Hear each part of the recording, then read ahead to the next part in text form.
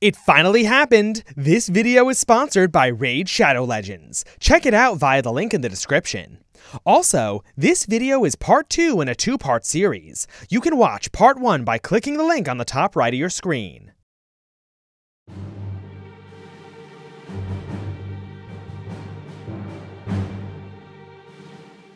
By 1937, it had become clear to the Nationalists that the Civil War could not be won in Madrid, so on March 31st, 1937, the Northern Offensive began.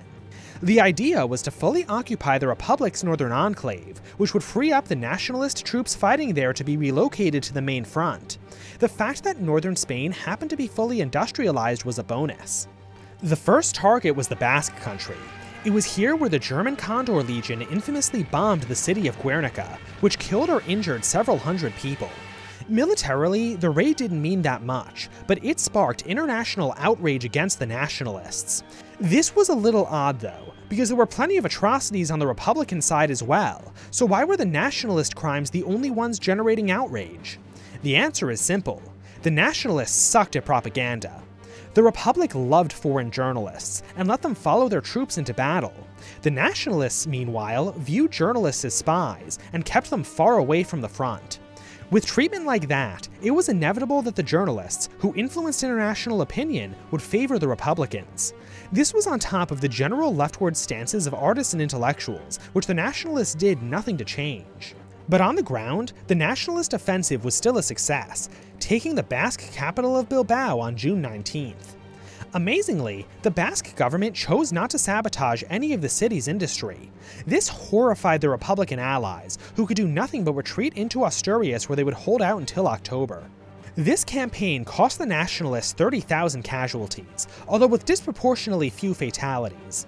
The Basques and Republicans had similar casualties, but nearly a third of theirs were deaths. So what were the Republicans doing all this time? Well, exactly what you would expect. Good old-fashioned leftist infighting. But before we find out why, let's talk about this video's sponsor, Raid Shadow Legends, and its brand new animated show. You already know about Raid, but did you know that it has its own animated show? Raid Call of the Arbiter is a brand new limited series set in Raid's dark fantasy world of Teleria. Each episode tells the story of one of Raid's champions, bringing Teleria and its inhabitants to life.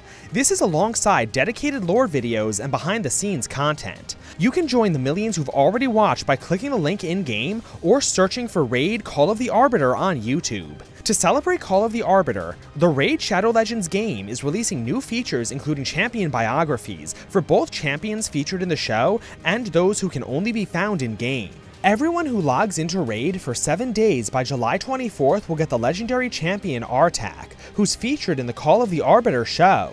And if you're a new player, use my exclusive link in the description or scan the QR code on screen to get the epic champion Knight Errant, alongside other special bonuses. You can find me in-game as CallMeEzekiel. There's never been a better time to get into Raid Shadow Legends, so click my link in the description or scan the QR code on screen to begin playing for free right now. And now, back to the video.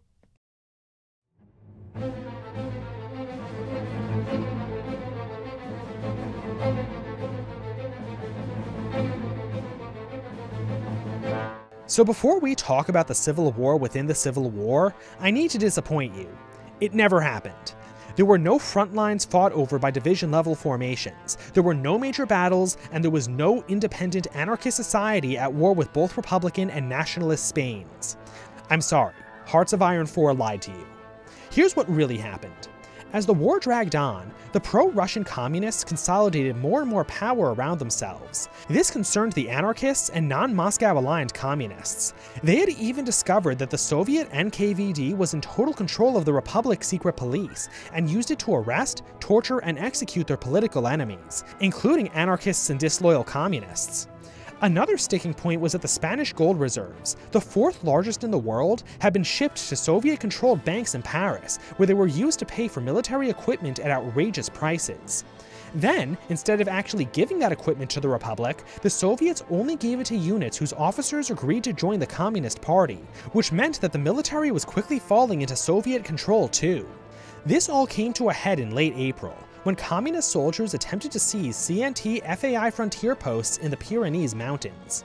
Fighting ensued, which killed several people. The anarchists figured out exactly what the communists were doing, and in response, forcibly reclaimed all of the authority they had lost in Aragon and Catalonia since the beginning of the war. The communists used this as an excuse to deploy troops to Barcelona, whose people erected barricades against them. Street fighting then erupted throughout the city. The POUM and other factions joined the anarchists.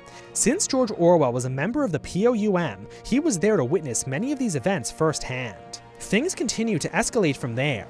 A POUM brigade tried to leave the front for Barcelona, but was stopped by Republican aircraft, as other air wings were repositioned to undertake further missions against the insurgents. Communist troops also continued to enter the city, but they remained heavily outnumbered. The anarchists could have taken this opportunity to finish what they started, throw off state control, and realize their anarchist dream. But preventing a conflict with the Republic was deemed more important, so a compromise was offered. On May 6th, the CNT-FAI offered to stand down if the government removed its troops from Barcelona and no reprisals were carried out. The government agreed to those terms the next day. What immediately followed was a surge of communist troops into the city and mass reprisals against the anarchists and their POUM allies. While the CNT-FAI and POUM would continue to participate in the war, from this moment onwards, they were politically impotent.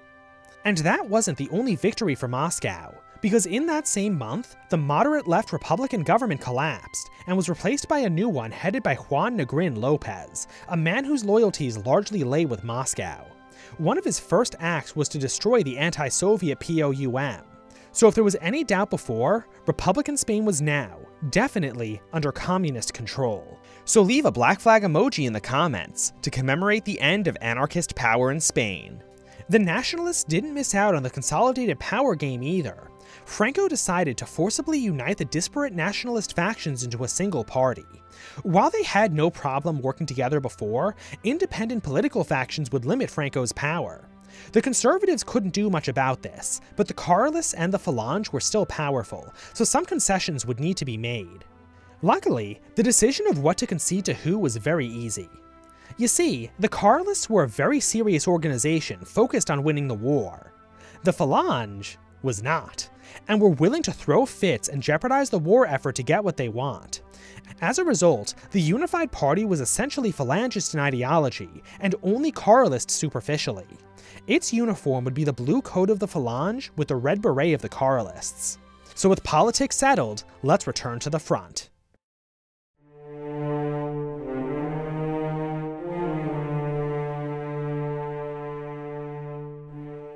The weakness of Republican Spain's militias was made clear very early in the war. This prompted the government to put together a professional army. This concerned the anarchists, who knew that a standing army would be loyal to the state. But by this point, who cared what the anarchists thought? Besides, a professional military would be much easier for the communists to control. At the very least, a professional army would be much more capable of carrying out offensive operations, the first of which was about to begin. Now, let's suppose you were the supreme commander of the Spanish Republican forces and needed to select the target of your first major offensive. Where on this map would you attack? I promise, this isn't a trick question. You probably selected here, the Extremadura region. It's a good choice. Extremadura is relatively flat and defended by some of the Nationalists' weakest forces. Best of all, successfully taking it would cut Nationalist territory in two. But here's the thing. You or someone else trying to win the war was not in charge of the Republic's military. By this point, the communists were, and they had much more important concerns than winning the war. Like this, have you ever heard of Extremadura before? Probably not, but the whole world knew about Madrid, so an offensive there would be a major propaganda event. So given the choice between furthering the war effort and securing Spain as a valuable communist ally, or a sick photo op outside of Madrid, the communists chose the photo op. Thus, the Battle of Brunet began, named after the village of Brunet west of Madrid. This battle was a disaster for the Republicans. Madrid was where the best nationalist troops were, and the Republican Air Force proved itself to be totally incompetent, massively outmatched by Germany's elite Condor Legion. Republican logistics also failed to keep up with the demands of the front. Soldiers regularly had to fight without ammunition or even water, a dangerous shortage in the Spanish summer heat. And to top it all off, 2 Republican scouts were captured and revealed much of their plans to the Nationalists. But none of that stopped the communist propagandists from bragging about the, quote, almost perfect attack plan, which, in the end, only moved the front by 50 kilometers. This was at the cost of 25,000 casualties, 1/3 of the Air Force, and 80% of the Republic's armor. This is also where George Orwell famously took a bullet through the throat. But don't worry, because another Republican offensive was on its way. Was it targeting Extremadura? Of course not. That would involve the communists admitting they had made a mistake, and they'd never do that. So instead, they planned a brand new offensive in an even worse region, the mountainous and well-defended Aragon front. This horrible front was selected not just because it wasn't Extremadura, but also because it was a great excuse to further weaken anarchist power in the region. As troops were deployed, anarchist leaders were arrested and their offices were raided. This Aragon offensive was a disaster for many of the same reasons as Burnett, failing to accomplish anything other than wasting men and materiel. And, even worse, as all of this was going on, the Nationalists defeated the last major Republican resistance in Asturias. If the Republic wanted to survive, something had to change.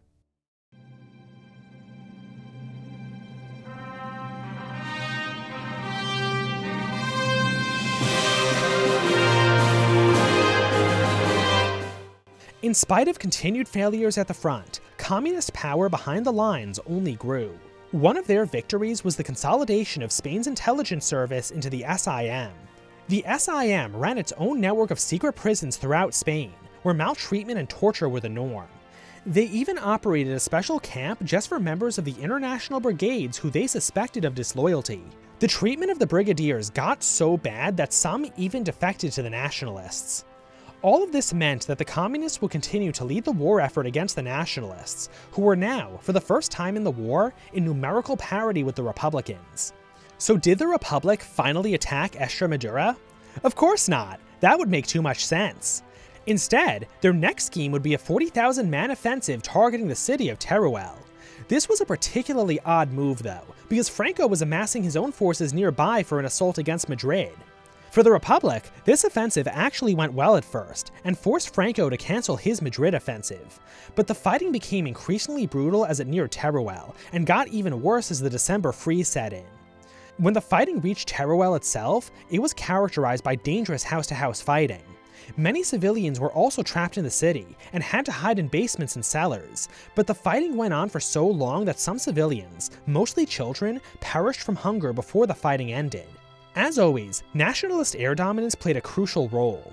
It was during this battle when Peter Kemp, now serving in the Spanish Foreign Legion, records being accidentally bombed by friendly Italian aircraft, who had mistaken his unit for the enemy.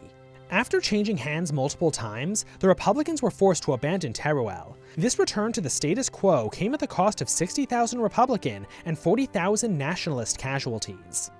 After so many Republican failures, initiative was reclaimed by the Nationalists, who began what could have very well been a war-winning offensive. 27 divisions containing 150,000 men supported by 700 guns and 600 aircraft advanced from Aragon on March 9, 1938.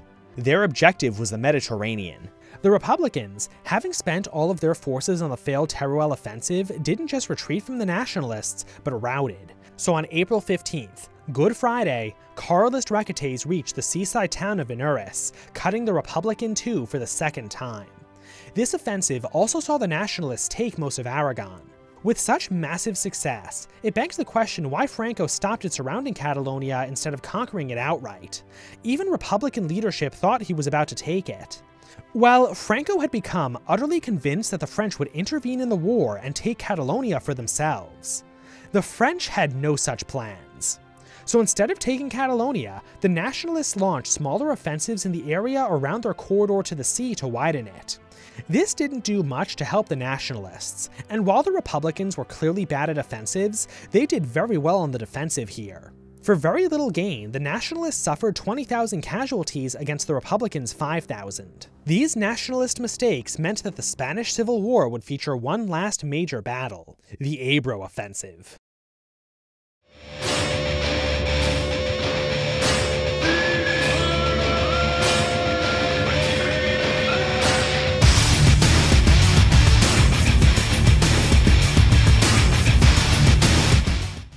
In operational terms, the Ebro Offensive was perhaps the most impressive of the war.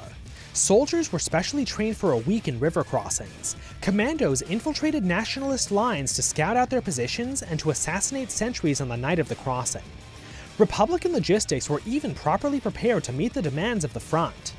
When the offensive began on July 25th, the crossing was carried out expertly, and with such surprise that the Republic captured 4,000 men on the first day. Unfortunately, operations were the only area that saw improvement. Strategically, the offensive didn't make much sense. The idea was to reconnect Catalonia to the rest of Spain, but the region they would be capturing held little strategic value in itself, and the Nationalists were militarily superior. Since the Republicans were relying on bridges to cross the Ebro River, Franco opened the Pyrenees dams at Tremp and Camassara. This fed 2 meters of water into the Ebro, which destroyed the vital bridges. The bridges were also made the target of Nationalist airstrikes, some carried out by Germany's brand new Stuka dive bomber. The Republic's engineers found themselves in a cycle of rebuilding bridges each night when the bombers couldn't see them, only to have them destroyed in the daylight. As more Nationalist reinforcements arrived, the Republican advance ground to a halt, and morale fell. Rather than cut their losses, Republican leadership decided to keep feeding men into the meat grinder. By the 18th of August, the Nationalists launched a final counterattack, which drove the Republicans back across the Ebro. The Ebro Offensive lasted 113 days. At the cost of 75,000 casualties and nearly all of their military equipment, the Republic gained no land and only inflicted 60,000 casualties on the Nationalists. This was made even worse by the fact that Moscow had long since lost interest in the war, so none of that equipment or manpower would be replaced. The Republic's end was near. The Spanish Republic pathetically trundled along through that winter, suffering from shortages of everything, including food and fuel for heating. There was an attempt at a mass mobilization, but many of the conscripts returned home because there were no weapons to arm them with. When the Nationalists launched their offensive on the 23rd of December, there was no one to stop them. Catalonia was quickly taken, along with 23,000 prisoners. The other Republican zone attempted an offensive in Extremadura, but after limited gains, it was stopped. The Republic's government then collapsed, and was replaced by a military dictatorship that ousted Negrin and the Communists. They tried to surrender to Franco on the condition of no reprisals, but with nothing to bargain with, they were forced to accept an unconditional surrender. But they wouldn't even enjoy that dignity. On March 25th, the date they were supposed to hand over their air force, a combination of bad weather and poor maintenance made the handover impossible. When they tried to ask Franco for more time, he just ignored them and ordered his troops to advance along all fronts. The Republic's entire military collapsed the next day. Anyone who wasn't captured threw down their weapons and walked home. The Nationalists entered Madrid on the 28th, and the last of Spain was secured on the 31st. The Nationalists won the war. Pope Pius XII sent a message congratulating Franco. Lifting our hearts to God, we give sincere thanks with your excellency for the victory of Catholic Spain. With the Civil War over, the task of rebuilding began. Spain's economy was in ruins, but Franco's top priority was autarky, to make the nation as economically self-sufficient as possible in expectation of another war. Spain was also full of prison camps, holding up to 500,000 inmates. Processing them commenced with individuals receiving anything from provisional liberties to forced labor to executions. But this system was very corrupt, and liberties could be purchased with bribes. However, anyone captured after the end of the war, usually as a member of a resistance group, was treated especially harshly. Foreign nationals, many from the international brigades, were kept in separate camps. One group was assigned to a labor detail, which was forced to rebuild the town of Belchite. They were told, "You destroyed Belchite, and you will rebuild it." Nationalist Spain would go on to be an Axis-leaning neutral during the Second World War. They sold raw materials to the Germans, and continued to fight communism with Division Azul, a force of volunteers who participated in the invasion of the Soviet Union. But all of this begs the question, what would have happened had the Republicans won the war? Well, if it's not already obvious, given the swift and massive infiltration of communists into their government, a victorious Spanish Republic would have certainly been a communist state under the thumb of Moscow. The liberals were weak from the start, but even if they had managed to maintain some of their power, the communists spent their entire intervention preparing to fight a civil war against the liberals. Had such a contingency occurred, the liberals would have been totally isolated, having just destroyed the military and political right they would have needed as allies.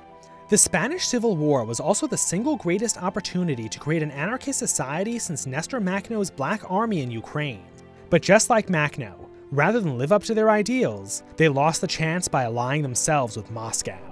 And that's the Spanish Civil War. This video was funded by the Soviet Union, who is not currently infiltrating your government, military, or secret police, and any suggestion otherwise is Trotskyite propaganda, and by this operation's leader, Josiah, as well as by this video's sponsor, Raid Shadow Legends. Links to them and where you can support us directly are in the description. Like, comment, and subscribe for more.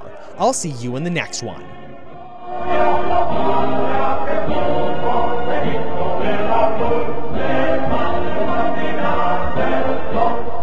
Gloria a la patria, que triunfo, México, me da